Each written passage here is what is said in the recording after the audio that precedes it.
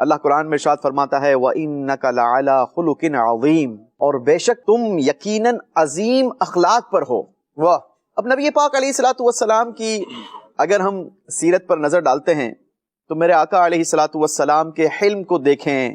آپ کے عفو کو دیکھیں، آپ کے رحم و کرم کو دیکھیں، آپ کے عدل و انصاف کو دیکھیں، آپ کے جود و سخا کو دیکھیں، آپ کے ایثار و قربانی کو دیکھیں، آپ کی مہمان نوازی کو دیکھیں، آپ کے عدم تشدد کو دیکھیں، آپ کی شجاعت اور ایفاء عہد کو دیکھیں، آپ کے حسن معاملے کو دیکھیں، آپ کے صبر و قناعت کو دیکھیں، آپ کی نرم گفتاری کو دیکھیں، آپ کی خوش روئی کو دیکھیں، اگر آپ کی ملنساری کو دیکھیں، آپ کی غم خواری کو دیکھیں، آپ کی سادگی اور بے تکلفی کو دیکھیں، آپ کی تواضع اور انکساری کو دیکھیں، نبی پاک علیہ الصلوۃ والسلام کی حیاداری کو دیکھیں، تو یہ ساری عادت و اطوار ہمیں اتنے بلند مرتبے پر ملتی ہیں کہ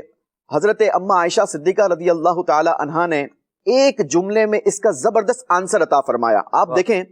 کہ انسان کے عادت و اطوار ہو سکتا ہے کہ محفل کے اندر، اجتماع کے اندر، روڈ پر کچھ اور ہو سکتے ہیں، لیکن اصل پہچان گھر والوں سے ہوتی ہے، کیونکہ گھر والا اندر کی بات جانتا ہے اور وہ بتا سکتا ہے کہ اس بندے کا اصل کردار کیا ہے۔ اماں عائشہ صدیقہ رضی اللہ تعالی عنہا